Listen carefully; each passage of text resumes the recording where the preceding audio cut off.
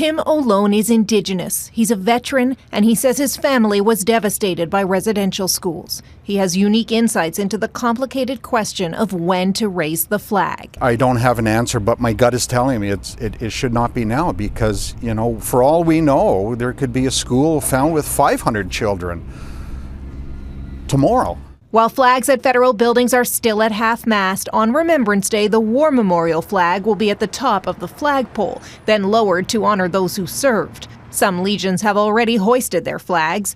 As for after the ceremony, if they wish to then leave them lowered in remembrance of our First Nations friends after that period, that is up to them. Chief Cadmus Delorme of the Cowesses First Nation, where 751 unmarked graves were found, supports raising and lowering the flag for veterans as long as it's then raised and lowered again in remembrance of unmarked graves. When we find the need to, figure out, the end goal to raise that flag, that conversation will come when this country truly implements the Truth and Reconciliation calls to action. The Prime Minister hasn't offered a clear path forward. I'm confident that the conversations with Indigenous leadership on making sure we are able to lower the flags once again on November 11th will come at the right solution. Conservative leader Erin O'Toole believes it's time to raise them.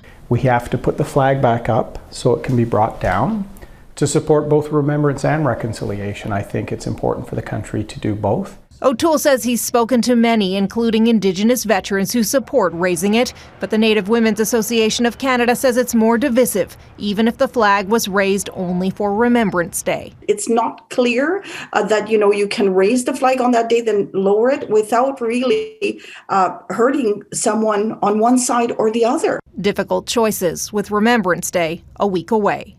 Abigail Bimman, Global News, Ottawa.